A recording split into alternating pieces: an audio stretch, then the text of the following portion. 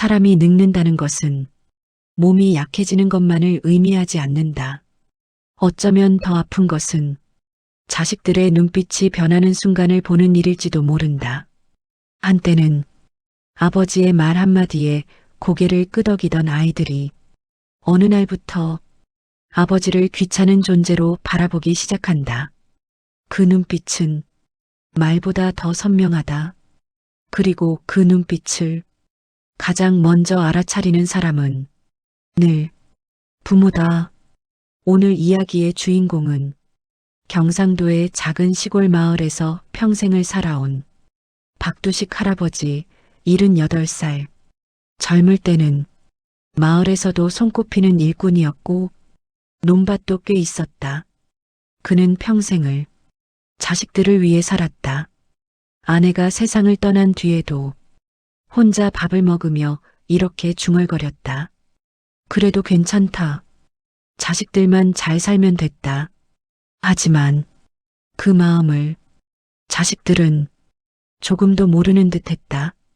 그리고 어느 날 그의 집에 찾아온 딸과 사위. 그날 이후 이 집에서는 평생 잊지 못할 일이 벌어지게 된다. 늦가을이었다. 마당의 감나무에는 몇 개 남지 않은 홍시가 찬바람에 흔들리고 있었다. 박두식 할아버지는 마루에 앉아 감을 깎고 있었다. 칼질은 여전히 능숙했다. 쓱쓱. 그때였다. 마당 밖에서 자동차 소리가 들렸다. 부릉. 할아버지는 고개를 들었다. 누구지? 시골집에 차가 오는 일은 많지 않았다. 잠시 후 대문이 열렸다. 아버지, 딸 미영이었다. 왔냐? 할아버지 얼굴에 순간 환한 미소가 번졌다. 하지만 그 미소는 곧 조금 어색하게 굳었다. 딸 뒤에서 천천히 걸어오는 남자가 있었다. 사위, 정태수. 그는 인사도 없이 집을 쓱 둘러보고 있었다. 안녕하세요. 건성으로 한마디 던졌다. 할아버지는 그래도 반가웠다. 그래, 들어와라. 마루에 올라온 딸은 신발도 벗지 않은 채 말했다. 아버지, 집 좀 치워야겠어요. 할아버지는 잠깐 멈췄다. 뭐? 딸은 주변을 둘러보며 찡그렸다. 이렇게 살면 안 돼요. 사위가 옆에서 말했다. 요즘 세상에 이런 집에서 사시면 위험합니다. 말은 공손했지만 목소리는 가르치듯 했다. 할아버지는 가만히 감을 깎았다. 쓱, 쓱. 그리고 조용히 말했다. 내 집이다.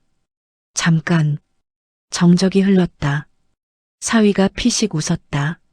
아버님, 그 말투는 존댓말이었지만 어딘가 비웃음이 섞여 있었다. 이 집 이제 정리하셔야 합니다. 왜? 팔아야죠. 칼이 멈췄다. 할아버지는 천천히 고개를 들었다. 뭐라고? 딸이 조금 짜증 섞인 목소리로 말했다. 아버지 혼자 사시잖아요. 그래서 이렇게 큰 집 필요 없어요. 사위가 말을 이어받았다. 요즘 요양원 좋은 데 많습니다. 그 말이 마당 공기 속에 툭 떨어졌다. 요양원. 그 단어는 겨울바람처럼 차가웠다. 할아버지는 잠시 아무 말도 하지 않았다.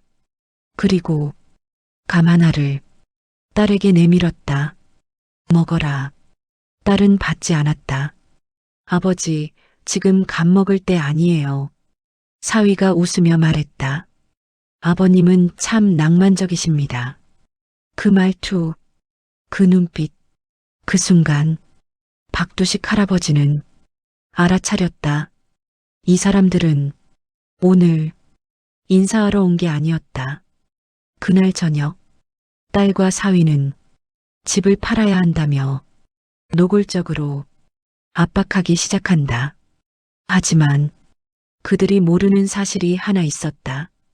이 집의 등기에는 놀라운 조건이 하나 숨어 있었기 때문이다. 그리고 며칠 뒤 사위는 평생 잊지 못할 말을 듣게 된다. 지금 당장 이 집에서 나가라. 그날 저녁이었다. 해가 산 뒤로 완전히 넘어가자 시골 마을은 금세 어둠이 내려앉았다. 마당에 감나무 그림자가 마루까지 길게 늘어졌다. 박두식 할아버지는 부엌에서 밥을 짓고 있었다. 쌀 씻는 소리, 냄비에서 끓어오르는 물소리. 그 소리는 이 집에서 수십 년 동안 반복된 익숙한 저녁의 풍경이었다. 하지만 오늘은 달랐다. 부엌 뒤에서 딸과 사위의 목소리가 들렸다. 여보, 너무 세게 말한 거 아니야? 딸 미영의 목소리였다. 사위 정태수는 혀를 차며 말했다. 그래서 언제 말할 건데? 그래도 아버지잖아. 그래서 잠시 침묵이 흘렀다. 사위는 낮은 목소리로 말했다. 지금 집값 얼마인지 알아? 딸이 대답하지 않자 그가 말을 이어갔다. 저 땅까지 합치면 최소 10억이야. 그 말에 딸이 숨을 삼켰다. 10억? 그래. 사위는 피식 웃었다. 그런데 그걸 혼자 쓰고 계신다니까? 딸은 잠시 말이 없었다. 그리고 조심스럽게 말했다. 그래도 아버지 살아계신데. 그래서 요양원 보내자는 거잖아. 그 말은 너무 자연스럽게 나왔다. 마치 이미 수십 번 생각한 계획처럼. 부엌에서 밥을 푸던 박두식 할아버지의 손이 잠시 멈췄다. 그는 아무 말도 하지 않았다. 그저 가만히 밥을 푸고 있었다. 하지만 귀는 모든 말을 듣고 있었다. 사위가 다시 말했다. 지금 팔면 우리 서울 아파트 대출 다 갚고도 남아. 딸이 작게 물었다. 아버지가 허락 안 하면?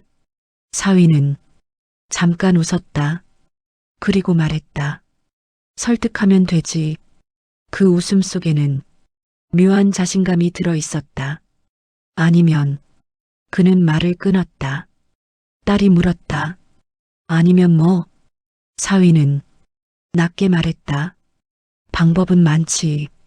그 말이 마당 공기를 싸늘하게 만들었다. 잠시 후 저녁상이 차려졌다. 된장국, 김치, 고등어 한 마리, 소박한 시골 밥상이었다. 세 사람은 마루에 둘러앉았다. 한동안 아무 말도 없었다. 숟가락 부딪히는 소리만 조용히 울렸다. 그때였다. 사위가 먼저 입을 열었다. 아버님, 할아버지는 고개도 들지 않았다. 왜? 사위는 잠시 숨을 고르고 말했다. 아까 말씀드린 집 이야기 말입니다. 딸이 불안한 눈으로 사위를 쳐다봤다. 하지만 그는 멈추지 않았다. 진지하게 생각해 보셔야 합니다. 할아버지는 된장국을 한 숟가락 떠먹었다. 그리고 조용히 물었다. 왜? 사위는 손가락으로 마루를 톡톡 두드렸다. 현실적으로 생각해야죠. 뭐가 현실인데. 연세도 있으시고. 그는 말을 고르며 말했다. 이렇게 혼자 사시는 건 위험합니다. 할아버지는 잠시 숟가락을 내려놓았다. 그리고 천천히 고개를 들었다. 눈빛이 달라져 있었다. 그래서 사위는 미소를 지었다. 요양원 들어가시면 됩니다. 딸 미영이 작게 말했다. 여보. 하지만 사위는 멈추지 않았다. 요즘 시설 좋습니다. 병원도 바로 연결되고요. 잠깐 정적. 그리고 할아버지가 말했다. 내가 왜 가야 하지? 사위는 잠시 말을 고르더니 결국 속마음을 꺼냈다. 이 집 팔아야 하니까요. 딸이 숨을 들이켰다. 여보. 하지만 이미 늦었다. 말은 나와버렸다. 마당에서 찬바람이 불었다. 감나무 잎이 바스락거렸다. 그리고 박두식 할아버지는 한참 동안 아무 말도 하지 않았다. 그저 사위를 가만히 바라보고 있었다. 그 눈빛은 화난 것도 슬픈 것도 아니었다. 그저 아주 오래된 사람의 눈빛이었다. 잠시 후 그가 조용히 말했다. 밥 다 먹었냐? 사위가 말했다. 아직? 그럼 먹어라. 그리고 다시 밥을 먹기 시작했다. 사위는 잠깐 어리둥절했다. 딸도 고개를 숙였다. 그날 저녁 식사는 끝날 때까지 아무 말도 없이 조용히 끝났다. 하지만 세 사람 모두 알고 있었다. 오늘 이 집 안에서 무언가가 이미 깨져버렸다는 것을. 그날 밤 딸과 사위는 작은 방에서 자게 되었다. 그리고 새벽 2시 박두식 할아버지는 마루에 앉아 있었다. 달빛이 마당을 비추고 있었다. 그는 천천히 주머니에서 낡은 종이 하나를 꺼냈다. 집 등기서였다. 그 종이를 보며 작게 중얼거렸다. 그래, 이럴 줄 알았다. 그리고 천천히 웃었다. 아주 조용히. 그 웃음은 누군가에게는 아주 무서운 웃음이 될 것이었다. 다음 날 아침 사위는 마을 사람들 앞에서 충격적인 행동을 하게 됩니다. 그리고 그 모습을 본 박두식 할아버지는 결국 결심하게 됩니다. 그래, 오늘 끝내자. 그날 오후 마을에서 평생 잊지 못할 사건이 벌어집니다. 다음 날 아침이었다. 해가 막 떠오르기 시작할 무렵 시골 마을은 아직 고요했다. 닭 우는 소리와 멀리서 들려오는 경운기 소리만이 조용한 공기를 흔들고 있었다. 박두식 할아버지는 평소처럼 일찍 일어났다. 부엌에 불을 켜고 주전자를 올렸다. 물이 끓기 시작하자 김이 천천히 올라왔다. 그는 마루에 앉아 따뜻한 보리차를 한 모금 마셨다. 그리고 마당을 바라봤다. 이 집은 그가 25살 때 직접 지은 집이었다. 기둥 하나하나 직접 손으로 세웠다. 비 오는 날에도 눈 오는 날에도 그는 이 집을 지켰다. 아내와 함께 자식을 키웠고 수많은 계절을 이 마당에서 보냈다. 그런 집이었다. 그때였다. 쾅! 갑자기 방문이 거칠게 열리는 소리가 들렸다. 사위였다. 정태수는 머리를 극적이며 나왔다. 인사도 없었다. 그저 주변을 한번 쓱 둘러보더니 말했다. 아, 시골은 진짜 조용하네. 할아버지는 조용히 대답했다. 그래서 좋다. 사위는 피식 웃었다. 그리고 마루에 앉았다. 커피 없어요? 할아버지는 보리차를 가리켰다.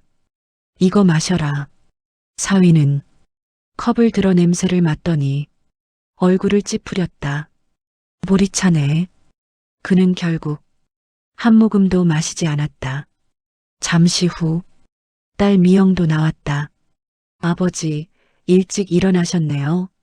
원래 그렇다. 딸은 어딘가 불편해 보였다. 어제 있었던 일이 마음에 걸리는 듯했다. 하지만 사위는 전혀 달랐다. 그는 갑자기 마당으로 내려갔다. 그리고 집을 이리저리 살펴보기 시작했다. 기둥을 툭툭 두드리고 벽을 살피고 심지어 마당 흘까지 발로 차봤다. 마치 부동산 중개인처럼 그 모습을 할아버지는 말없이 보고 있었다.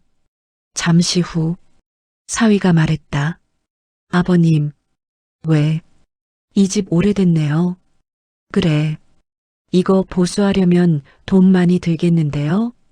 할아버지는 짧게 대답했다. 그럴 수도 있지. 사위는 고개를 끄덕였다. 그리고 아주 자연스럽게 말했다. 그래서 파는 게 맞습니다. 딸이 작게 말했다. 여보 아침부터. 하지만 사위는 계속 말했다. 이거 지금 팔면 진짜 돈 됩니다. 그는 휴대폰을 꺼냈다. 그리고 어딘가에 전화를 걸었다. 형님. 잠시 후 사위가 말했다. 여기 그 시골집 말했던 거 있잖아. 할아버지의 눈이 살짝 움직였다. 사위는 계속 통화했다. 응, 맞아. 땅 꽤 넓어. 그는 마당을 둘러보며 말했다. 한번 와봐. 투자 괜찮을 것 같아. 그 말이 마루 위 공기를 순간 얼려버렸다. 딸이 놀라서 말했다. 여보, 지금 뭐 하는 거야? 사위는 태연했다. 뭐가? 아버지 집이잖아. 그래서 그는 대수롭지 않게 말했다. 어차피 팔 거잖아. 그 말이 떨어진 순간 마루 위에서 조용히 앉아있던 박두식 할아버지가 천천히 일어났다. 나이가 많은 몸이었지만 허리는 여전히 곧았다. 그는 천천히 마당으로 내려왔다. 그리고 사위 앞에 섰다. 사위는 전화를 끊었다. 왜요, 아버님? 잠시 침묵. 마당 위에서 바람이 불었다. 감나무 잎이 사각사각 흔들렸다. 그리고 박두식 할아버지가 말했다. 여기 내 집 아니다. 사위는 잠깐 웃었다. 아버님, 너무 예민하십니다. 하지만 할아버지의 눈빛은 조금도 흔들리지 않았다. 다시 말한다. 목소리는 조용했지만 단단했다. 여기 내 집 아니다. 사위는 조금 짜증이 난 듯 말했다. 아니, 아버님. 그는 팔짱을 꼈다. 결국 우리 거 될 집 아닙니까? 그 말, 그 한마디가 마당 공기를 완전히 멈추게 했다. 딸 미영은 얼굴이 하얗게 질렸다. 여보, 그만해. 하지만 사위는 이미 선을 넘어버렸다. 그리고 그 순간 박두식 할아버지 표정이 처음으로 완전히 바뀌었다. 그날 오전 마을 사람 몇 명이 집 앞을 지나가고 있었다. 그들은 마당에서 들려오는 낯선 목소리를 듣게 된다. 그리고 잠시 후 그 작은 시골 마을은 큰 소문으로 들썩이기 시작한다. 박두식 영감님 집에서 난리 났다더라. 그리고 그날 오후 박두식 할아버지는 평생 한 번도 하지 않았던 아주 큰 결정을 내리게 된다. 딸은 결국 아버지 편이 아니라 사위 편에 서게 됩니다.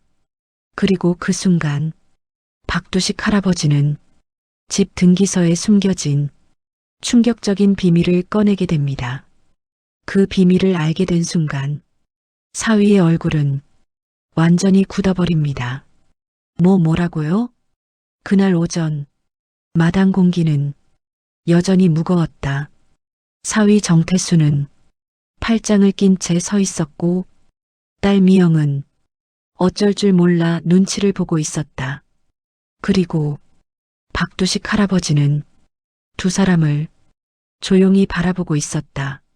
잠깐의 침묵이 흐른 뒤 딸이 먼저 입을 열었다. 아버지. 그 목소리는 어딘가 떨리고 있었다. 아버지, 너무 화내지 마세요. 할아버지는 아무 말도 하지 않았다. 딸은 조심스럽게 말을 이었다. 여보도 아버지 생각해서 하는 말이에요. 그 순간 할아버지 눈빛이 조금 흔들렸다. 내 생각? 딸은 고개를 끄덕였다. 내 아버지 혼자 사시잖아요. 사위가 그 틈을 놓치지 않았다. 맞습니다, 아버님. 그는 한 발 앞으로 나왔다. 저희도 고민 많이 했습니다. 말투는 정중했지만 표정은 조금도 그렇지 않았다. 요양원 가시면 훨씬 편하실 겁니다. 할아버지는 조용히 물었다.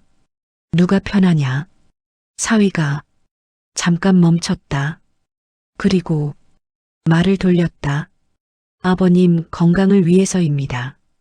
그 말을 듣고 있던 딸이 다시 말했다.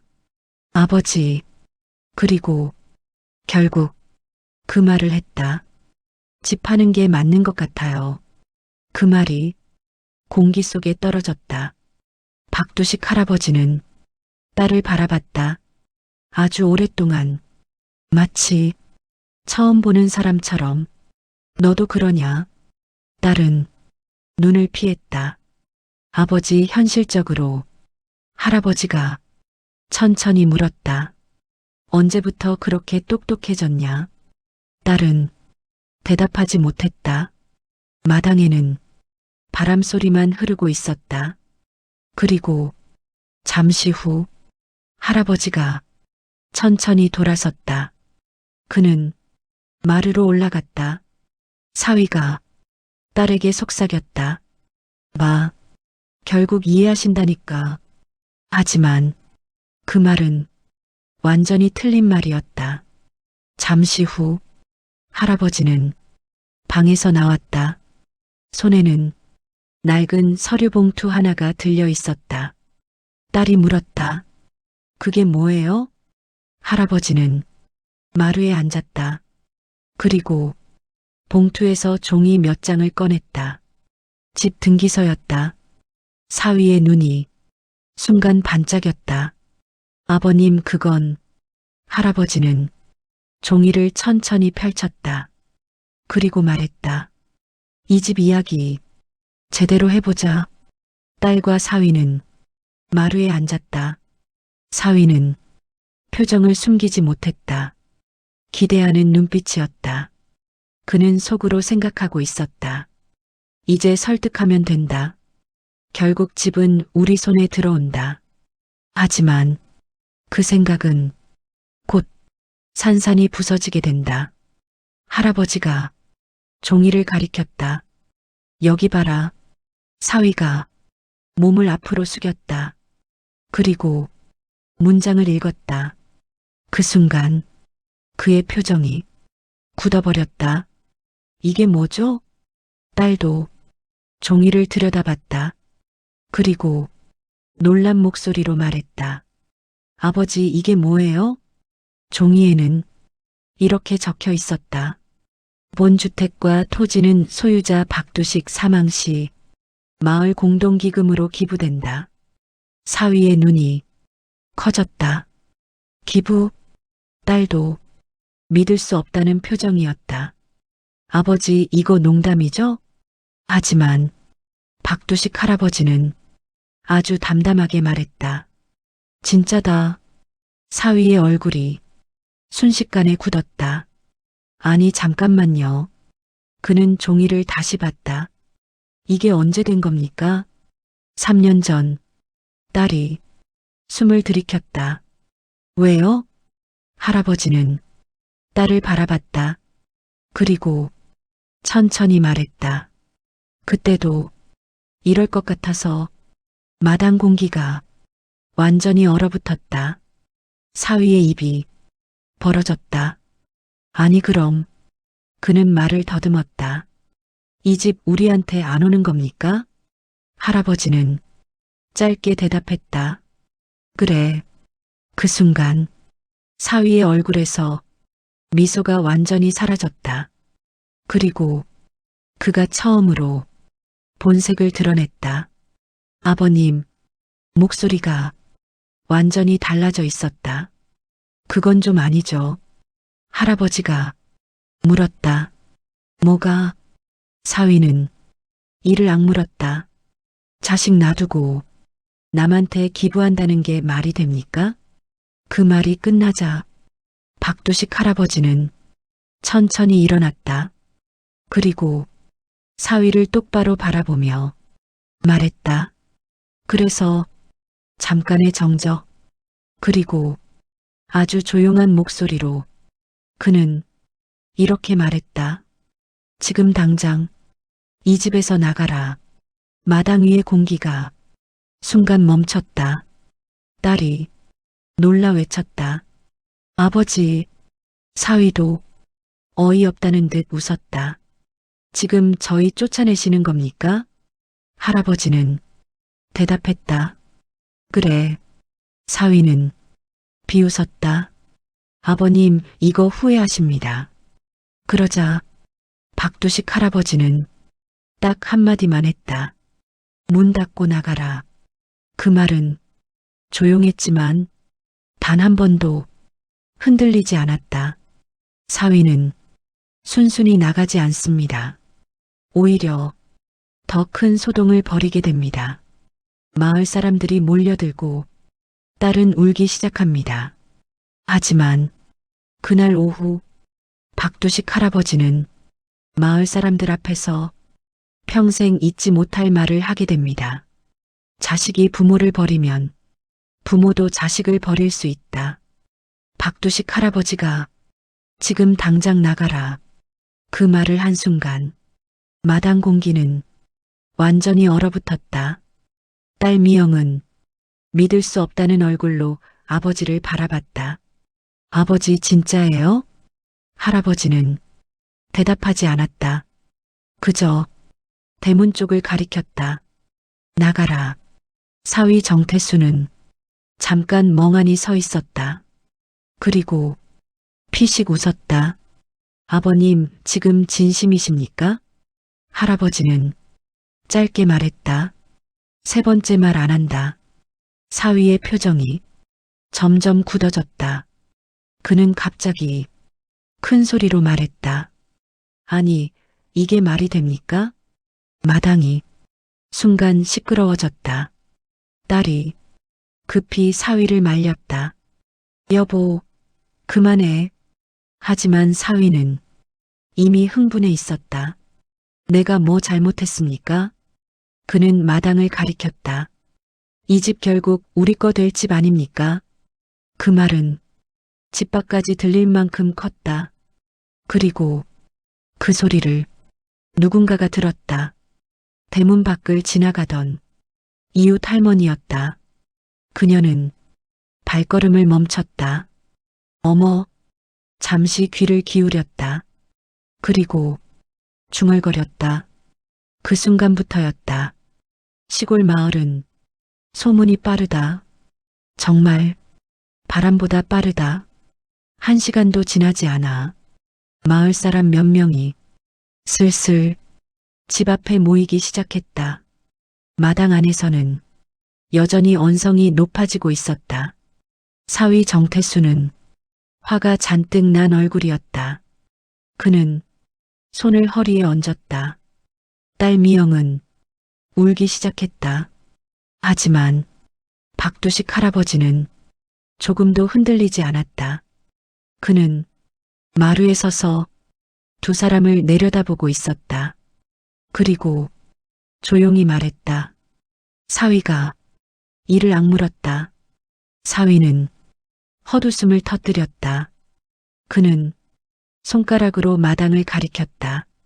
그 순간 대문 밖에서 누군가의 목소리가 들렸다. 마을 이장이었다. 그는 조심스럽게 대문 안으로 들어왔다. 뒤에는 마을 사람 몇 명이 서 있었다. 딸은 얼굴을 가렸다. 사위는 갑자기 태도를 바꿨다. 그는 억지로 웃었다. 하지만 박두식 할아버지는 담담하게 말했다. 마당이 조용해졌다. 이장이 조심스럽게 물었다. 잠시 침묵. 그리고 박두식 할아버지가 말했다. 마을 사람들이 웅성거렸다. 이장은 조심스럽게 말했다. 그때였다. 사위가 참지 못하고 말했다. 그는 흥분한 목소리였다. 사람들이 그를 바라봤다. 사위는 억울하다는 듯 말했다. 몇몇 사람들이 고개를 갸웃했다. 그는 계속 말했다. 그 말이 끝나자 마루 위에서 박두식 할아버지가 천천히 말했다. 사람들이 고개를 들었다. 그리고 그가 마을 사람들을 바라보며 말했다. 잠시 침묵. 그리고 그는 또박또박 말했다. 마당이 완전히 조용해졌다. 바람 소리만 감나무 잎을 흔들고 있었다. 사위는 말문이 막혔다. 딸은 고개를 숙인 채 울고 있었다. 그리고 마을 사람들은 서로 눈치를 보며 작게 중얼거렸다. 그날 작은 시골 마을은 박두식 할아버지 이야기로 완전히 뒤집히기 시작했다.